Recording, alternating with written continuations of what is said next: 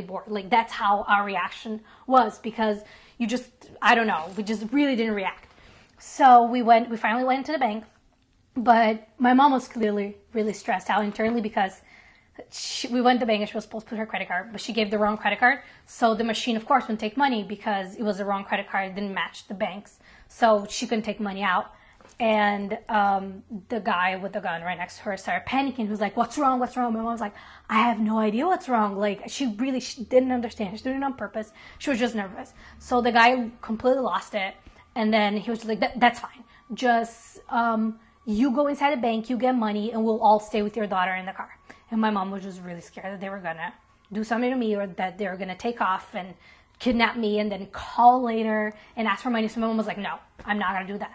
And I remember not reacting, but thinking about it, I don't know how she found the courage to argue with these guys with guns in the middle of the night, but they did.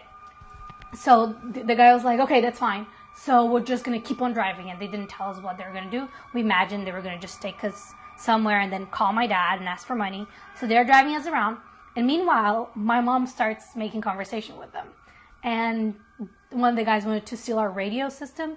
And then my mom was like, please don't steal it. Like, I just bought it. I really like it. And the guy was like, and she was like, and you can't use it in another car. It doesn't make any sense. Why would you steal it? And then the guy said, no, I was a mechanic. I know how to do this. I can steal this. My mom was like, if you were a mechanic, why are you stealing now? I don't understand. And the guy said, well, I lost my job and I have a 3-month-old daughter who needs diapers and who needs milk. And I don't have a job. She's hungry. My wife doesn't know what to do. I need this money. And then I remember I was really young. I was like 10. But that's when I got scared. And I wasn't scared because I was scared of what he was going to do to me. I was scared because it was the first time that I really understood that people can do anything. And it's not because they're mean. It's because they need it. There's a story behind everything that happens, and there's a reason why people do what they do. And out of a sudden, they weren't robbing me. There were people that needed help. And the whole thing kind of shifted for me and for my mom. Out of a sudden, I saw my mom literally looking through her purse to see if she had more money. It wasn't about them trying to steal it. My mom out of a sudden wanted to help them, even though they were there trying to steal us. It was just this crazy situation where you feel guilty because you have money, and even though they're doing something bad to us, life did something much worse to them. Here we were in a really nice car going home, just being from a beautiful birthday party, and this guy couldn't feed his daughter. And in the end, life wasn't being unfair to me. Life was being unfair to him. So I think something clicked on both of us, that my mom really relaxed. They relaxed too once they told us that story. The guy put the gun down and the guy was like, look, we don't want to steal you. We just really need money. And my mom said, I understand, but I don't have anything, and the card didn't work. We gave you all the money we had in our wallet. And meanwhile, the guy's just driving like around the city. We don't know what they're going to do to us. And he's just like, you know something, I don't want to do this. And then he stopped the car. All the guys left our car. And then they left to another woman's car. And what we imagined, they started stealing the other woman, because out of a sudden it was too hard to be in the car with us. And my mom just asked if I was okay. And I said yes, and nobody cried, nobody was stressed, and then we just went home. But I think that was the craziest thing that happened to me, not because I was kidnapped or because I was scared. I never see this as a scary moment. It was just the first time that I realized that, wow, I'm really lucky, and there's so many people in my country that are not, and that can do anything just to eat. Wow. And so, do you feel that your mother's ability to relate to these people and to talk to them got you out of that situation safely? I think so, definitely. I think that, I don't know where she got the courage to start talking to them and actually try to understand what they're doing and start talking. I have no clue how she got that. But I think that made them understand that we were humans, and us understand that they were humans. We were just a bunch of people in a car with different lives, and we just happened to run into each other. I guess that's the best way of putting it. But once that became relatable, we started relating to each other. For them, it became really hard to steal from us. And for us, it became really hard to be scared of them. And I think it was a really silly situation, I guess that's the best way to put it, where it didn't make sense to be there anymore. So you're very kind of lax about the situation when you say that you ran into each other and it was a silly situation. So is it safe to say that you don't blame them for trying to rob you? Definitely not.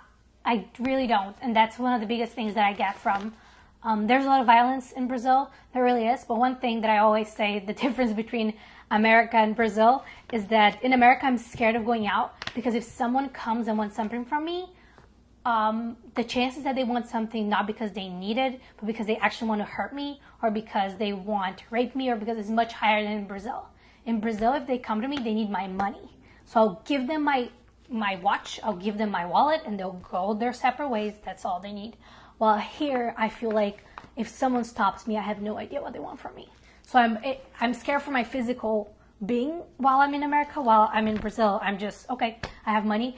And what I do literally when I'm at home, I have my purse, but I always have some extra money in my socket or in my back pocket. So, okay, fine, you want my money, I'm not going to fight you. Take my purse and I have an extra money to go back home. Right. That's smart. And so do you think that the reason that you feel this way towards the situation could have to do with your family in the slums? I think so. I think it's relatable. Is the idea that poverty for me has a face. Poverty for me, I see my dad telling me how he grew up. I see my grandma, I see my cousins. So I don't see them as this scary aliens that, oh my God, how can they live like this? I spend my Sundays with them. I know how they can live. I know how it feels like. I might not, and it's hard to say that I know how it feels like because I've never been hungry. I've lived in a beautiful apartment, but I know how it looks like. And I can't say that I directly feel the pain, but I've definitely seen it more than most people that are in my situation. And so do you think about these experiences often? Especially since I came to America and GW, yes, because we do have a lot of people that are very rich and walk around with beautiful bags and beautiful designer clothes and just go to these crazy places. And actually, I remember I transferred to GW when I was a sophomore, and I saw all these girls with these designer bags, and I honestly didn't know half of those designers. I couldn't care less. But I would send them like, oh my God, like I feel like I need this, otherwise I just don't belong here. And I called my mom, and I said, Mom, like there's this designer, and I really need their purse. My mom was like, oh, how much it cost? I said, it's like $1,000. And my mom said, just come home and we'll talk about it. And then I went home for Christmas, and then I didn't mention anything. She put me in the car, and she drove me around São Paulo. And then at some point, there was a kid that was asking for money, and she said she didn't have it, and the kid left. And then she kept on driving me around, and she drove me around a bunch of slums. She didn't say anything. I didn't even know it was related to the purse. And then we didn't do anything. She just drove me around. And then when we went back home, she looked at me and she said, what you just saw here, nobody in your school, most people, have never seen in their lives. They've never seen poverty. They've never seen a child needing food and not being able to have it. Do you really think that you, having seen everything that you have, can or should ask for a purse that costs $1,000? And then I just started crying, and I apologized. And I was like, I'm so sorry. And she didn't do that to guilt trip me and to make me feel uncomfortable for the money that I have. She's always said, you know, my mom worked hard for what she has, and I should be proud of it. But it's more about understanding and not losing sight that $1,000 bag is $1,000. If you want it for your 21st birthday because it's something big, that's awesome. Just wanting it and getting it, that doesn't make any sense. What I've seen would never justify for me getting the same things that other people have, because I've seen things that most people in Jado haven't seen. So I certainly think of what I've experienced when I'm around here much more than I did when I was back home. Right. Okay. And so why did you want to come to the United States for college in the first place? Okay. So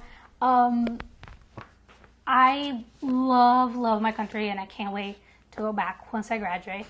But I knew when I was in high school that I couldn't really deal with having so much and seeing so many people that have so little and not knowing how to help. And I needed to see that from a different perspective. I knew that if I went to school in Brazil and went to the best school in Brazil, I would have the perspective from the elite that gets to go to the fancy schools and wants to fix the problem. I wanted the perspective of an international body that is outside Brazil and sees the country as a country, not my country. I wanted to see that so I could understand Brazil the way I will understand Africa, or I'll understand any other continent or country that I'm not related to and understand how I can help. So my first thing about going abroad was I need to go somewhere that I will get a view about Brazil that does not come from Brazilians. And then I chose America because I came here when I was